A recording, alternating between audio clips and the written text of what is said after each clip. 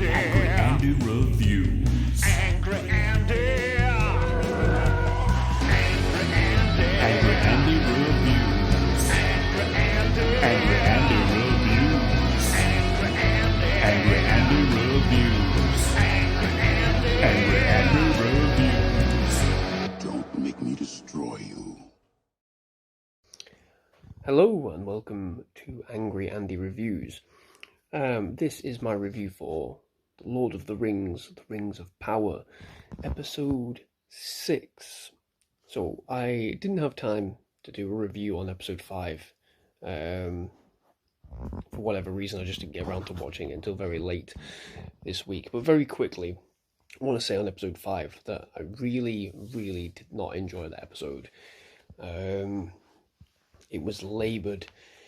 The dialogue, the writing, awful. Absolutely awful. And at this point, even coming into this episode, there are a lot of characters that are wholly unlikable. I just don't like them. And I can't get behind any of the sort of peril that they're in. And I think primarily it's all down to the writing. When I say all the characters, I do like Durin and I do like Elrond. But the rest of the character, the rest of the story isn't there for me. It's not there. And in episode 5, that was where it was really sort of struggling for me.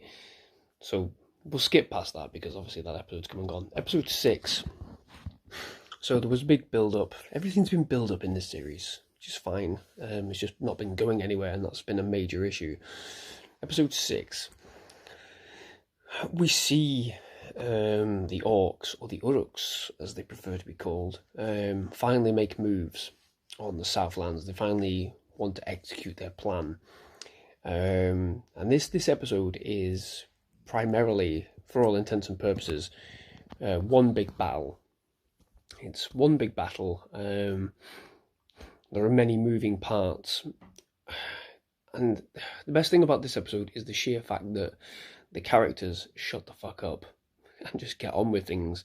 And I'll be honest, I think that's the reason why this episode really worked for me, because those characters, rather than mincing words, rather than arguing with pointless diatribe, they just get on with things. They just do.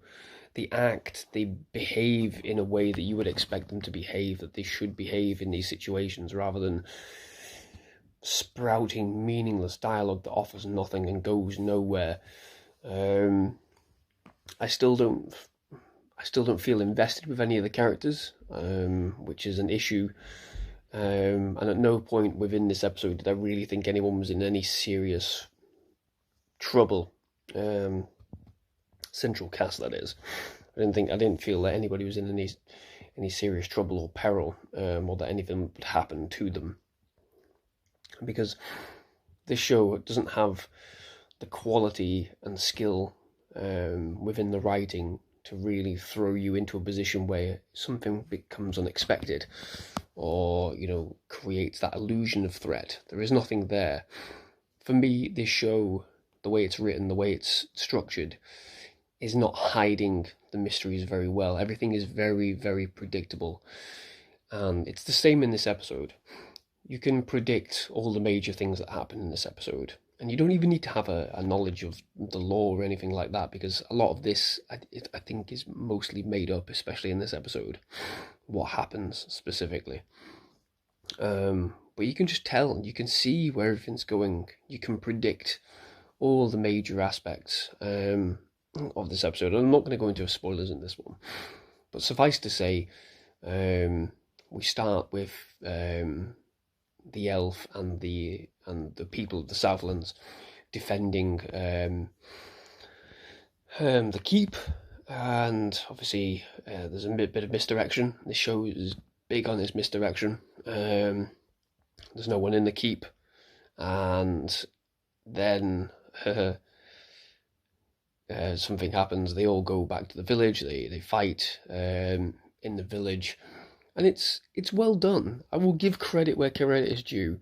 I've been very critical over the last couple of weeks of this show. But I'll give credit where credit's due. The fighting, the action, the brutality that we see from the orcs is up there. It is up there. I wouldn't say that it's clean. I wouldn't say that it's extremely polished. The combat. There are a few weird editing choices that I didn't really quite understand. That kind of threw me out of it a bit. And I'm not saying that the way some of the stunts are done, or the way that he moves about, the elf in this, I don't care about that, because we've seen Legolas do crazy things in the past. But I'm talking about the editing specifically, the way that it's edited, the fighting, the stunt choreography. It's almost a bit too comic booky. But anyway, so they have this huge battle in the village.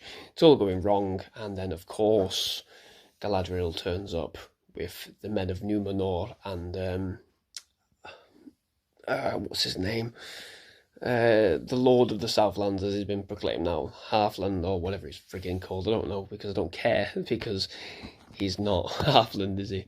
And they win the day. They win the day, obviously. And the bad elf, who has been corrupted, tries to escape. And he doesn't, and it all goes wrong. And of course, something major happens at the end. Something major happens that we knew was going to happen. There's no way it wouldn't happen, because it needs to happen. And that's the thing. Certain things are going to happen because they have to happen. Otherwise, what comes later on in the future would not make sense. This is the issue I've got in a few places, because you can't create any tension, you can't create any mystery, any real mystery, you can't create any tangible mystery, because it's already there. It's already there in stone. But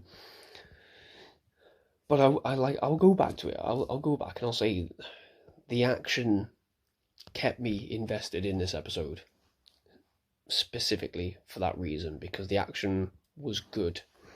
The combat was good. We got a sense of what this world is, how sort of, fractured it can become. I've seen note of, substantial character development within this episode. I disagree. I don't think we actually get that much character development. We get a lot of reveals about plans, especially from the Dark Elf, the bad elf. But I don't think we get any tangible character development. We see people struggle and die. We see realization of the cost of everything. I don't think we get tangible character development, apart from somebody being proclaimed king, which was laughably weak. But overall, compared to, and it's a shame I wasn't able to do a review for episode 5, because I would have torn it apart, but compared to my thoughts last week, this has been a much better episode. It's not perfect. Again, I've seen shouts of this being a masterpiece episode. Absolutely not. Absolutely not. It looks wonderful, as always. The series is on point with, how it looks aesthetically. But it's not a perfect episode at all. I can name off 25 other perfect episodes throughout history. This is not one of them. It is very well done, but it's not perfect at all. The only thing I sort of question is, how do they maintain this level of excitement, this level of intensity going forward? Because I think there is a clear gap between action in this show and character. The character work isn't there. It's not there. But clearly the work on action and set pieces, aesthetics, is there. And I think that has a lot to do with the writing. It has a lot to do with the writing. I don't care about the characters. I really don't. So the action isn't enough. It's good. It was great in places, but it isn't enough to drive a show forward. You can have the best action in the world. If I don't like the characters, I'm not going to give a shit. And at this point, I still don't. So, for this episode, I'll be gracious in admitting that I did enjoy it by virtue of the fact that it just kept going. It was an intense episode with constant action, but it's still missing some vital pillars in its construction. So for this particular episode, I'm going to settle on a nice lovely 7 out of 10, I think. Yeah. If I'd have reviewed episode 5, that would have been a 4. But this episode, I'm settling on a 7. Much better, but still lacking in the arena of character and writing. That all needs to be better. But there you go. I'm going to end it there. It's Sunday morning, and yeah, that's it. 7 out of 10. Come on, the Rings of Power. Prove me wrong. Let's get some quality writing. Let's get some quality acting in there, and let's really sort of turn this series around. Yeah, sure.